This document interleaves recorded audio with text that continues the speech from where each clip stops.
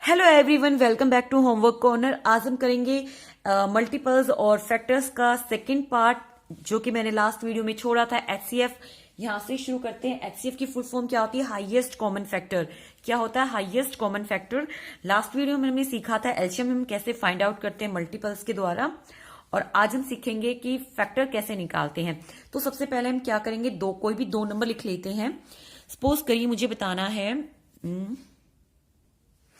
15 और 18 का मुझे एचसीएफ निकालना है। क्या निकालना है? एचसीएफ निकालना है। तो फटाफट से हम लिखेंगे 15 के फैक्टर्स। तो 15 के फैक्टर्स कौन कौन से हो जाएंगे? एक तो 1 से इटसेल्फ, मैंने बोला था प्रॉपर्टी में लास्ट वीडियो में। एक 3 होगा, 5 होगा और 15 इटसेल्फ होगा। इसके बाद 18 के कौन कौन से होंगे? 1, 2 से डिवाइड हो जाएगा इजिली, 3, 6, 9। जब आप बार बार इनके फैक्टर्स निकालोगे तो आपको प्रैक्टिस हो जाएगी कि ये जो नंबर है इनसे इजिली डिवाइड हो जाता है, और 18 इटसेल्फ। ओके, सो नाउ हमें क्या करना है, इनमें देखना है कि कॉमन कौन कौन से है। तो 1 तो सब में ही कॉमन होता है। इसके बाद 3 दोनों में कॉमन है बस।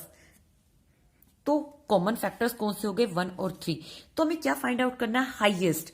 तो 1 और 3 में सबसे ज्यादा बड़ा कौन सा है? 3। तो यही होगा इसका एचसीएफ। क्या होगा इसका एचसीएफ? एक और एग्जांपल लेते हैं, 30, 35 एंड 40। तो देखिए सबसे पहले हम फैक्टर लिखेंगे। 30 के कौन कौन से फैक्टर होंगे? 1, 2, 3, 5, 6, 10 एंड 30 इटसेल्फ। उसके बाद हम लिखेंगे 35 के। तो 1, ये 3 से डिवाइड नहीं होगा, 4 से डिवाइड नहीं होगा, सीधा 5 से होगा, फिर ये 7 से होगा, और फिर ये इटसेल्फ 35 खुद से होगा। इसके बाद है 40। 1, 2, 4 से हो जाएगा, 5 से भी हो जाएगा, 8 से हो जाएगा, 10 से भी हो जाएगा, 20 और 40 इटसेल्फ। मैं ये इतनी जल्दी इसलिए लिख पा रही हूं क्योंकि मुझे प्रैक्टिस है। आप बार बार प्रैक्टिस करोगे तो आप भी इतनी जल्दी लिख पाओगे, सो डोंट वरी। अब हम फाइंड आउट करेंगे कॉमन। तो 1 सबका कॉमन है, ये लिखने की जरूरत नहीं है। यहां पे 4, 5 तीनों में कॉमन है, 5 तीनों में कॉमन है। उसके बाद सिर्फ हमारा 5 ही कॉमन आ रहा है और कोई कॉमन नहीं आ रहा है। तो 1 और 5 में 5 ही हाईएस्ट है, तो इसका फैक्टर एचसीएफ होगा 5। आई होप आपको एचसीएफ निकालना आ गया होगा।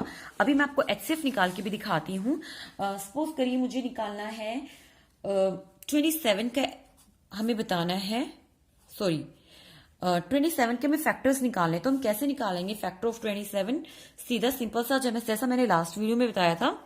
1, ये 2 से डिवाइड नहीं होगा क्योंकि ये ओड नंबर है, तो 3 और 9 और 27 इटसेल्फ जो है इसके फैक्टर होंगे। इस तरीके से आप इसके फैक्टर्स निकाल सकते हो। आगे बढ़ते हैं। इस चैप्टर में ना प्राइम नंबर और कंपोजिट नंबर दोनों दिए हुए हैं। एक बार वो भी देख लेते हैं कि प्राइम एंड कंपोजिट नंबर कौन से होते हैं। देखिए, प्राइम नंबर वो होते हैं जिसके केवल 2 ही फैक्टर होते हैं, एक 1 एंड वो नंबर इटसेल्फ। ठीक है, प्राइम नंबर वो होते हैं जिसका केवल 1 और वो इटसेल्फ वो नंबर फैक्टर होते हैं। जैसे 2, इसका 1 और 2 है। उसके बाद 3, 5, 7। अब 9 जो है वो प्राइम नंबर नहीं है, क्योंकि जो 9 है उसके फैक्टर्स कितने हैं? 1, 3 और 9 इटसेल्फ है। तो 2 से ज्यादा हो गए ना, 2 से ज्यादा हो गए, तो ये प्राइम नंबर नहीं है। उसके बाद 11, 13, 17, 19। अब आप सोचेंगे 21, तो 21 भी नहीं है क्योंकि उसके ऑलरेडी 2 से ज्यादा फैक्टर्स हैं। तो ये सारे जो है हमारे प्राइम नंबर हैं। उसके बाद कंपोजिट नंबर कौन से होते हैं? कंपोजिट नंबर वो होते हैं जिनके 2 से ज्यादा, मोर देन 2, जिसके फैक्टर्स होते हैं। जैसे देखिए 6, अगर मैं कहूं 6 का हमें फाइंड आउट करना है, क्योंकि 2, 3, 5 तो मैंने लिख दिया। अब यहाँ पे 6 आ गया, तो 6 का 1 हो जाएगा, 2 हो जाएगा, 3 हो जाएगा और 6 इटसेल्फ हो जाएगा। तो मोर देन 2 हो गए ना, मोर देन 2 हो गए। तो ये हमारे कंपोजिट नंबर होते हैं। क्या होते हैं? Composite number. इसके बाद 8। अब 8 का 1, 2, 4 और 8 इटसेल्फ, फिर 12, देखिए 12 का 1 2 3 4 6 एंड 12 इटसेल्फ। तो ये कौन से हो गए हमारे कंपोजिट नंबर, कौन से हो गए कंपोजिट नंबर। आइए अब आगे बढ़ते हैं प्राइम फैक्टराइजेशन। देखिए फैक्टराइजेशन क्या होता है कि किसी भी नंबर को उसके फैक्टर में तोड़ना ही फैक्टराइजेशन होता है। ठीक है, जब हम किसी भी नंबर के फैक्टर्स निकाल रहे हैं उसे ही हम फैक्टराइजेशन कहते हैं। और प्राइम फैक्टराइजेशन क्या होता है, कोई भी जो फैक्टराइजेशन है उसका जो फैक्टर एज ए प्राइम होगा उसको हम प्राइम फैक्टराइजेशन कहेंगे। क्या, a factorization having each factor as a prime is called the prime factorization. देखिए अब इसको और अच्छे से समझते हैं। तो यहां पर जो हम प्राइम फैक्टराइजेशन के क्वेश्चंस निकालेंगे वो ट्री मेथड से निकालेंगे। जैसे कि मैंने लास्ट उसमें बोला था कि हम जो प्राइम फैक्टराइजेशन है उसका जो क्वेश्चन वो ट्री मेथड से निकालेंगे। आपकी बुक में ना ट्री मेथड से दिया हुआ है। तो सबसे पहले हम निकालेंगे 80 का। तो सबसे पहले हम क्या करेंगे कि यहां पे सबसे छोटा जो प्राइम नंबर होगा, जैसा कि उसमें बोला है प्राइम नंबर, तो 2 लिखेंगे क्योंकि 2 से डिवाइड हो जाएगा इजिली। तो ये आ जाएगा 40। अब इसे हम यहीं पे छोड़ देंगे और अब देखेंगे क्या ये नंबर 2 से डिवाइड हो रहा है, जी हो रहा है, तो यहाँ पे 20। और इस तरीके से इस नंबर को हम डिवाइड करते चले जाएंगे।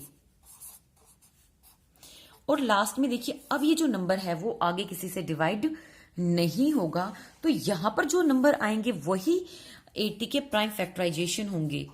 2 मल्टीप्लाई 2 2 2 और 5। अब हमने क्या किया, जो नंबर हमारा 80 था उसके फैक्टर को तोड़ दिया हमने, मतलब उसको ब्रेक कर दिया है। किसमें, इन टुकड़ों में। किसमें ब्रेक किया हमने, इन टुकड़ों में किया है। और ये टुकड़े कैसे हैं, ये सारे प्राइम नंबर है। ये टुकड़े क्या है, सारे प्राइम नंबर है। इसे ही हम कहते हैं प्राइम फैक्टराइजेशन। क्या कहते हैं, प्राइम फैक्टराइजेशन ट्री मेथड से। Now take another example 144। अब इसे हम करते हैं 272। यहां पे फिर ये 2 से चला जाएगा और यहां आ जाएगा 36। 2 18 2 9 और 3 3। अब देखिए जो 144 है उसके प्राइम फैक्टराइजेशन कौन से हैं, 2 मल्टीप्लाई 2 2 2 3 एंड 3। तो ये सारे नंबर्स प्राइम हैं, इसे इसलिए हम इसे बोलते हैं प्राइम फैक्टराइजेशन। इसलिए हम इसे क्या बोलते हैं, प्राइम फैक्टराइजेशन।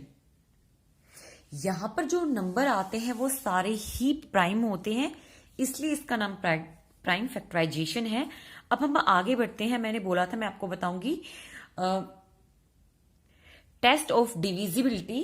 किसी ने भी नंबर को हम कैसे चेक करें कि वो इससे डिविजिबल है कि नहीं है। फॉर एग्जाम्पल 2 की अगर हमें चेक करना हो कि कोई भी नंबर 2 से डिविजिबल है कि नहीं है, तो कैसे करेंगे, डिविजिबिलिटी ऑफ 2 कैसे चेक करेंगे।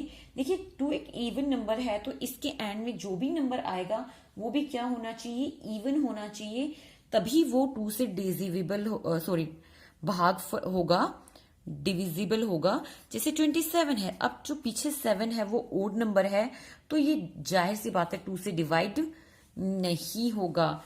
उसके अलावा अगर हमें 3 से चेक करना हो तो हम कैसे चेक करेंगे, कोई भी नंबर है उनको आपस में हम जोड़ देंगे। सपोज करिए अगर कोई ऐसे नंबर हमें दिया हुआ है 3 डिजिट में, तो सबसे पहले इन तीनों नंबर्स को हम ऐड कर लेंगे, देन फाइंड आउट करेंगे कि कितना होता है। तो ये हमारा कितना आ गया, 9।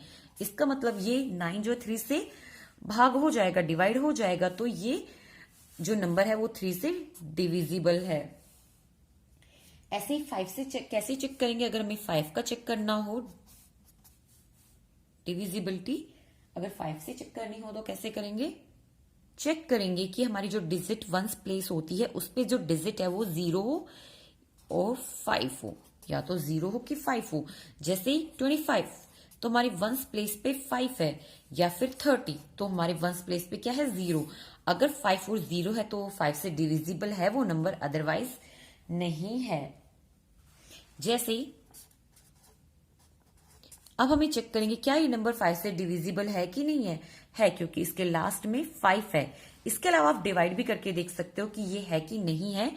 ऐसे ही 135 को भी आप यहाँ पे चेक कर सकते हो क्या ये 3 से डिवाइड होगा कि नहीं होगा। इसके अलावा 6 से हम कैसे चेक करेंगे, अब देखते हैं 6। देखिए कोई भी नंबर अगर 2 और 3 से डिविजिबल है तो वो 6 से भी डिविजिबल होगा। 2 का मैंने आपको ऊपर बताया कि वो इवन होना चाहिए, और 3 के लिए हम क्या कहेंगे, उस नंबर को प्लस करके देख लेंगे। सपोज करिए 6 8, क्या ये 6 से डिविजिबल है कि नहीं है? कैसे करेंगे, देखो 2 से तो डिवाइड हो जाएगा क्योंकि लास्ट में इवन नंबर है। 3 से कैसे चेक करेंगे, 1 + 6 + 8, तो ये हो गया 7।